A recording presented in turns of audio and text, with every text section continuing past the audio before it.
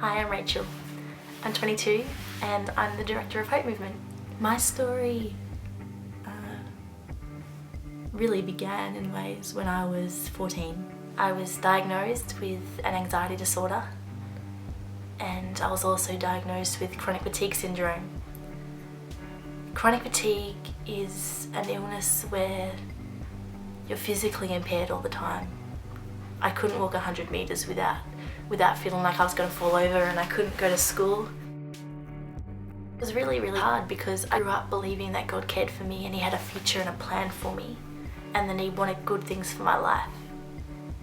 And suddenly when I was sick, all of that I felt kind of got thrown out of the window. It was like everything that I knew about myself was a lie. I ended up getting really, really depressed and anxious, and I started having suicidal thoughts and thoughts about self-harm. And I remember lying in bed one night and I was at rock bottom. And I said to God, I can't do this anymore. And that was a big thing for me to say, because people that knew me that my belief in Jesus and His love for me and His love for others was the number one thing in my life. And suddenly I felt this peace, and I knew it was God because I was always anxious. And this voice inside of me said, Rachel, I've been here all along. I've been here all along. I realized that I thought that I'd been left alone and that God had left me. But He'd been beside me even when I didn't realize it.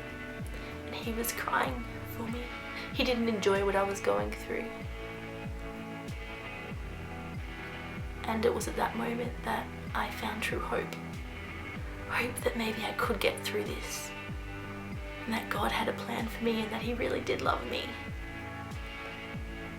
And so after that, I said to God that I'd stick with Him. And that's really when Hope Movement began, because I found what true hope was in my life. Since then, it's been a journey. I have relapses and, I've had to see counsellors on and off. And that's okay.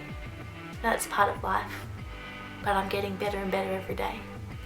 If there's one thing that I could say to people, it would be that you are not alone. Tomorrow can be better, and hope is here. Thanks for listening to my story. Hope it inspired you. I'll see you around.